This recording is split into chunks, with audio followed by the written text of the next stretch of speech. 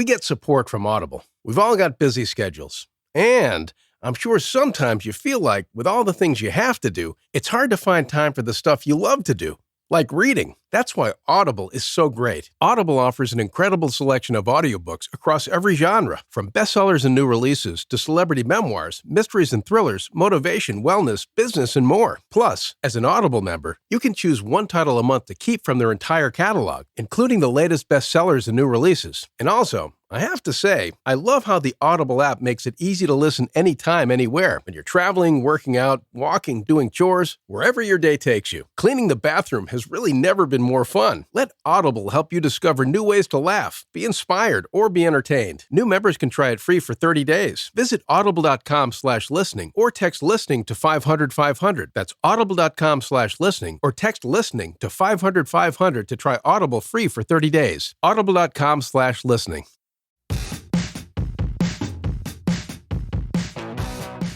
Hey folks, it's Matt Zachary, and welcome to Vax On, a weekly segment of my podcast Adaptations right here on the Offscript Network. Hey, I'm Allura Nanos. I'm a lawyer, a journalist, a mom of a teenage narcoleptic, and a professional big mouth.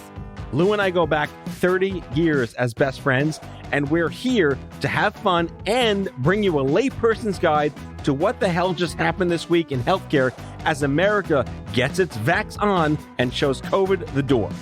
We're here together to learn, complain, and include you in the conversation. So join us on Twitter at VaxOnPod and share your stories and grievances using the hashtag VaxOn. All right, Matt, let's get at it. Mics are on.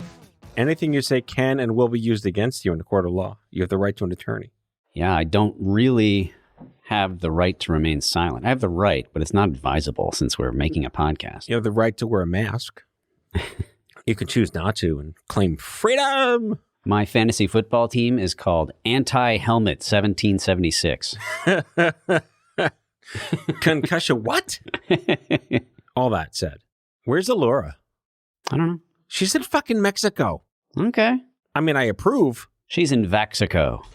She is in Mexico. We talked about them pulling off what the Chinese did in Disneyland. They cordoned off 30,000 people. Yes. They pulled the Hunger Games or a Squid Game in Disneyland in China. They're going to do that in wherever she is, Cabo or something. Where is she in Mexico? She's going to have to tell us next week. That's true. Good for her.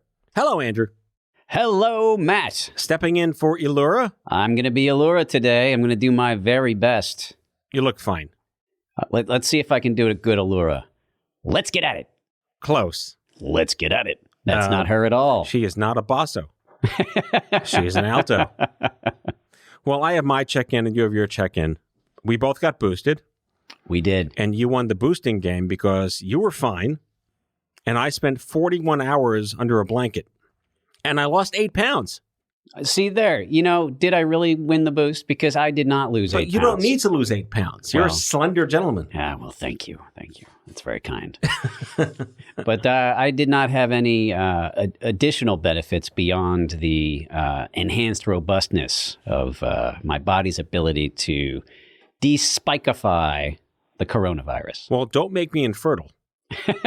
Because God knows, none of the sperm I have left from cancer, stand a chance against your royal awesomeness of antibodies. Yeah, your spikiness. It's true. It's true. I mean, the new expert on the field, quarterback Aaron Rodgers. That's a sport, right? Given us lots of is football. Yes, yeah. He's quite a good quarterback and not as proficient a public health expert, it turns out. Really? I'm astonished, too. Didn't he go to doctor school?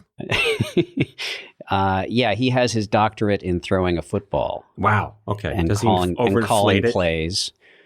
His head is overinflated with inaccurate information. Okay. Well, as long as he fancies himself a scientist.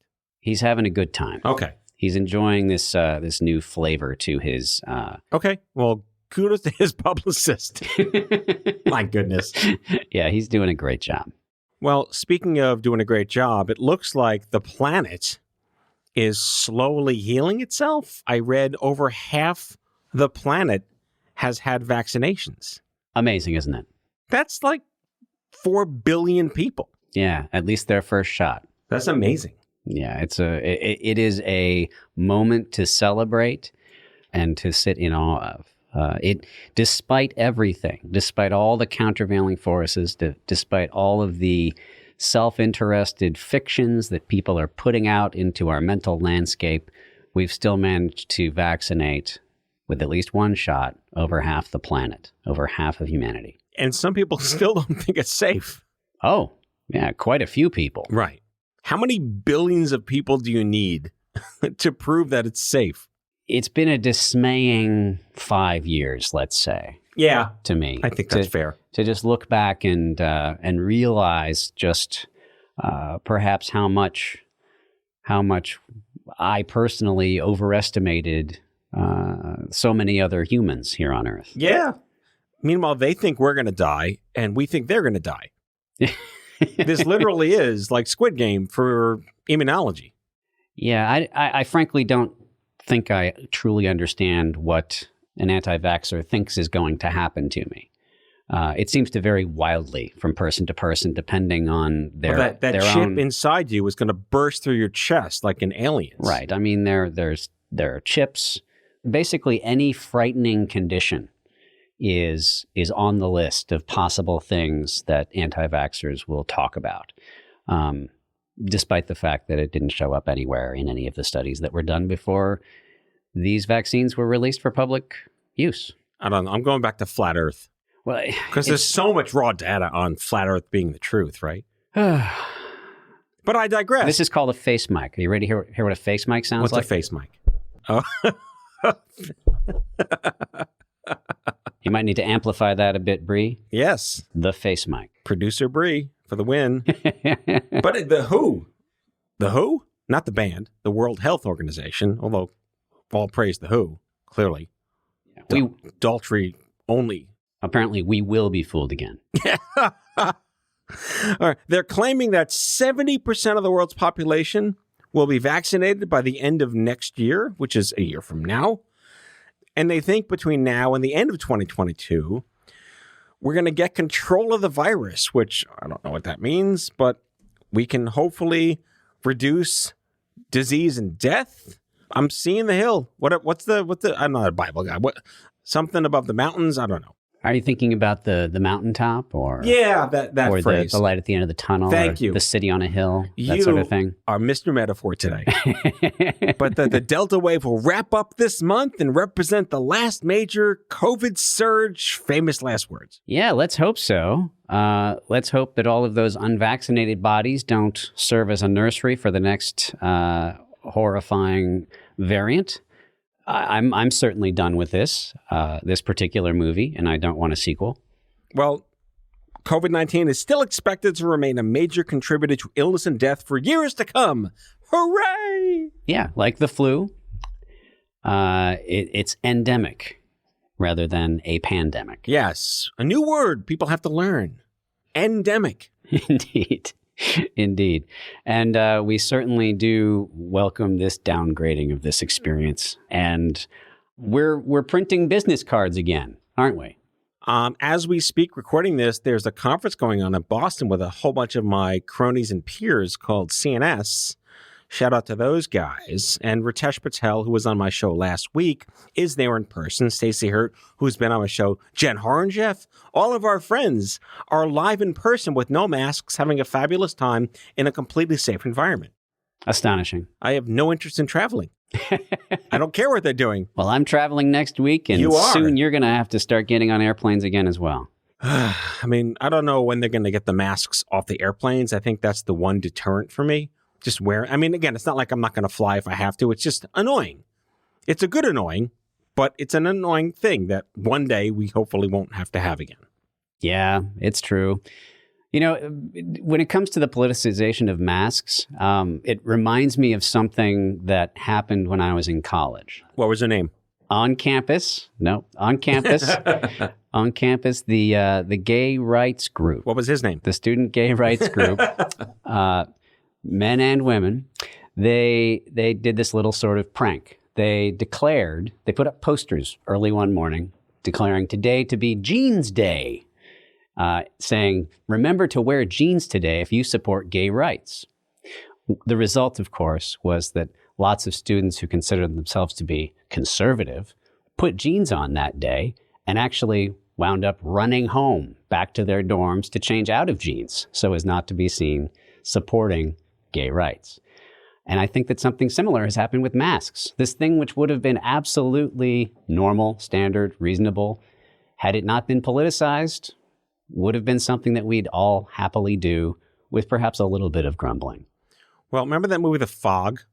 No. All right, The Fog, basically it's a horror movie. It's really bad. Yes. But the fog comes in and like it melts you. Oh. But apparently if you did something, the fog wouldn't melt you. So of course everyone did the thing that kept the fog from melting you. If COVID melted you, we'd all be wearing the thing that made you not melt. Yeah. If it was just a much more visible and immediate and horror film-like effect. Ebola, for example. Yes. I would do anything in my power to not get Ebola. Yeah. I mean, but, I don't think we can argue that coronavirus is something that has a minimal, non-dramatic effect on people. That is true. Well, so apparently this is going to be a gradual evolution. Experts from the Imperial College. We're going to be dealing with this as a more persistent virus. It's just going to be part of humanity. Another layer of icing on the cake, which is not the best metaphor per se, but it does lead us to how this is going to be less horrible, which leads us to our part that I can't sing but do anyway, Sir Moment. With Sermo, 1.3 million doctors that we poll on your behalf, listeners, and this goes back to the new pill. No, not that kind of pill. The COVID pill. Andrew, what you got? So here's what we've got. There is a cheap antidepressant that has proven to reduce the need for hospitalization among high-risk adults with COVID-19. This drug, fluvoxamine, Gesundheit. thank you, would cost $4 for a course of COVID-19 treatment. By comparison, these antibody 4 treatments cost about $2,000, and Merck's experimental antiviral pill for COVID-19 is about $700 per course. So basically, what we asked Sermo to ask their doctors are questions like, were you previously aware of the drug? 60% said yes, which is surprising to me. I didn't. It's an antidepressant, a low-dose antidepressant. And were you familiar with it? No. Okay, very interesting. 79% of the doctors polled said that they have patients who are high-risk COVID-19 patients. And 90% said they'd be willing to prescribe an existing medication such as fluvoxamine. And finally, 93% agree that in time, multiple treatments will be used to treat COVID-19. Well, all right. So benefits here. A, try not to die from COVID even more and be a little happier at the same time. Exactly. We call those non-adverse events. Indeed. Yeah, it's fantastic when we realize that there's another positive use for an existing drug. I can just see the commercial now. Are you sad? Are you lonely? Try fluvoxamine, the old drug you never heard of that's made a resurgence when you get COVID and are still kind of sad. Side effects may include not dying and being happier. And Wheatfield. All right. On that note, it's time for commercials. Stay tuned for a word from our sponsor.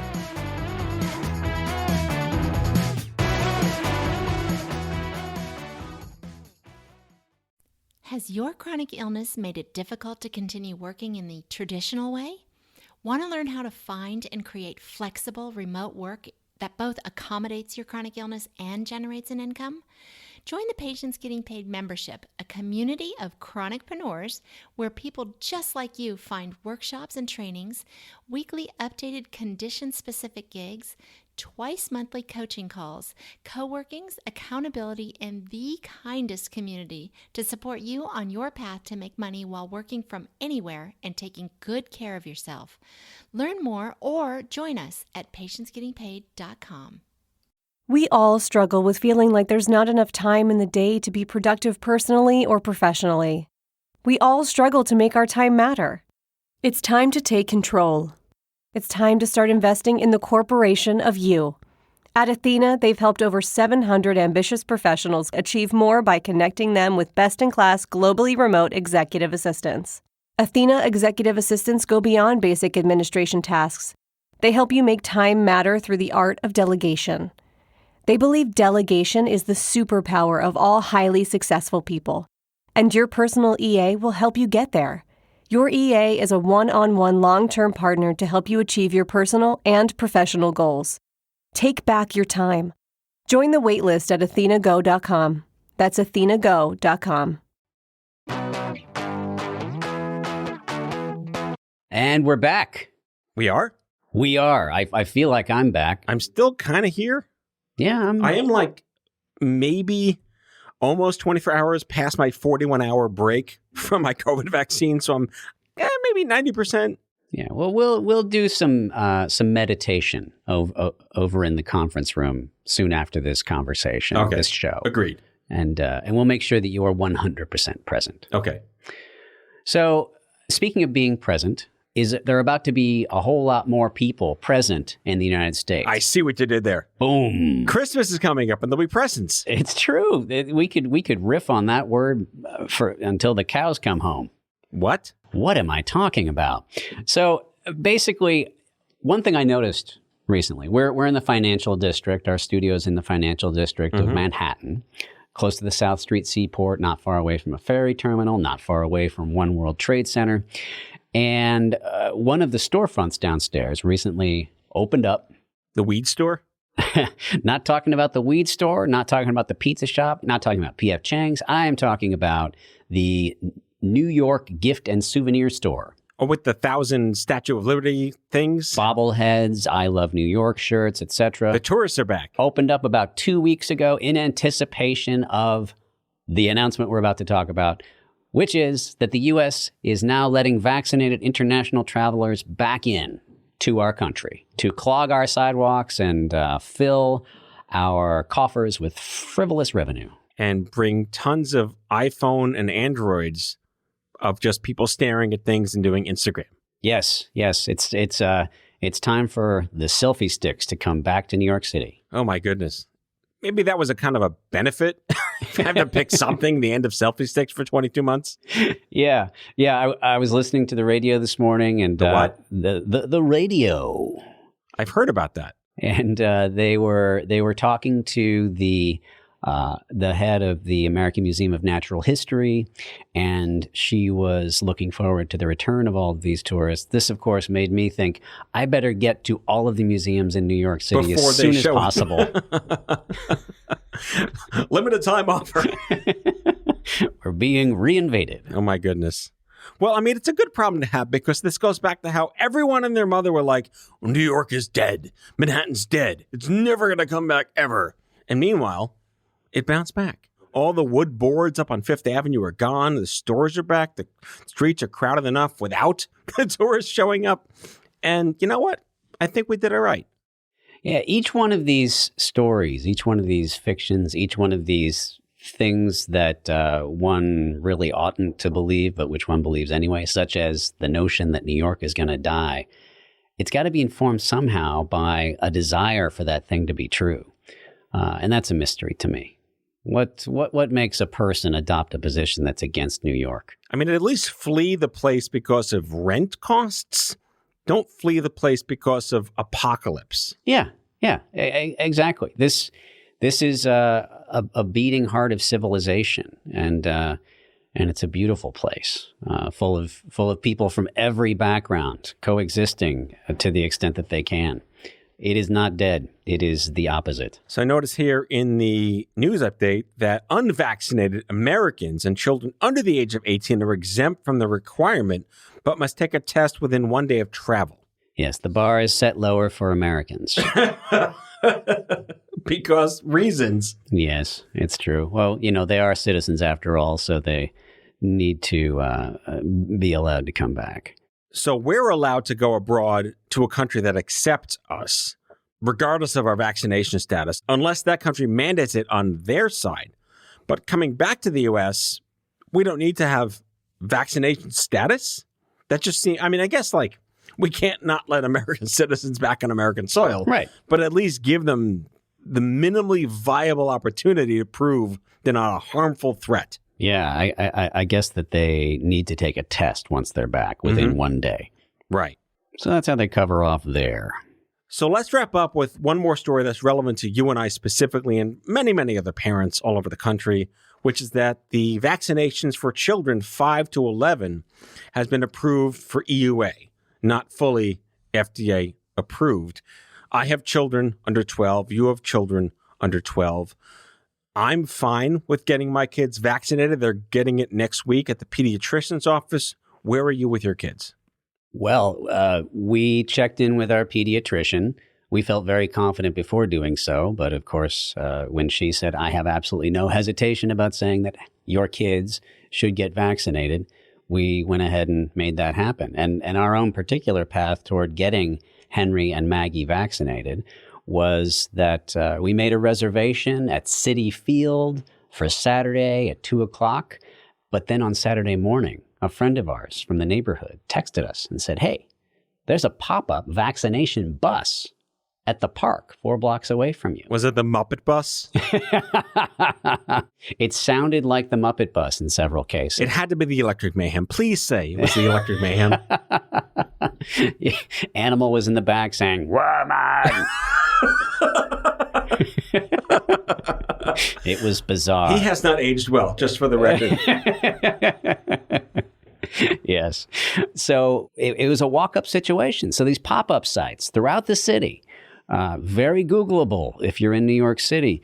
There are these pop-up locations. There are walk-up situations. We talked to a woman with an iPad who got the kids registered, and then we got on the bus. There were 3 nurses on the bus, and they took care of administering the vaccinations.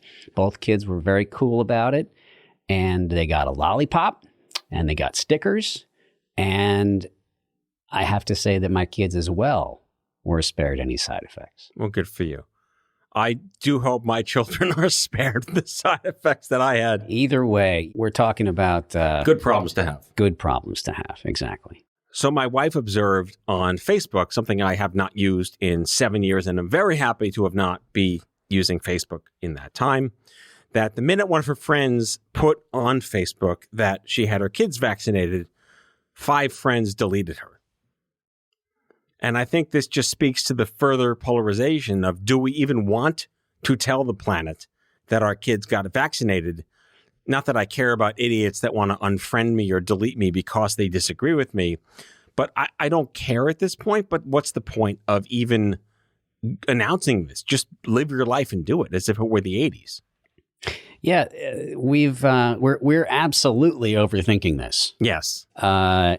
This is, I think that the best starting point is to think about the way that you react to the danger of COVID-19 in the same way that you react to the danger of malaria or polio or any of the other endemics for which you routinely get vaccinated.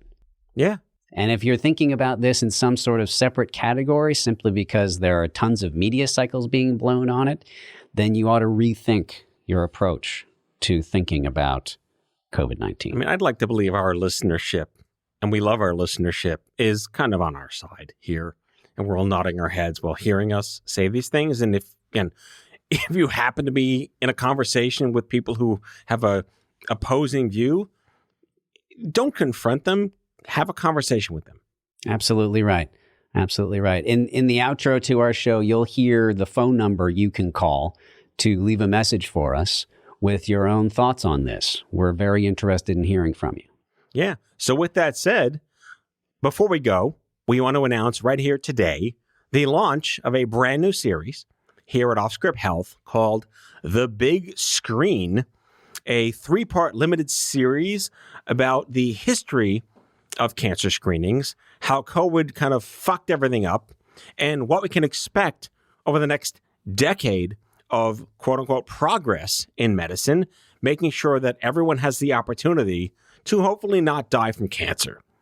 And you can check that out at thebigscreenpodcast.com. That's thebigscreenpodcast.com, or just search The Big Screen wherever you listen to your podcasts. In listening to these episodes, I actually wound up signing up for cancer screenings myself, having learned which screenings I should be signing up for. And I think that you should do the same thing. Hello, Andrew's colon.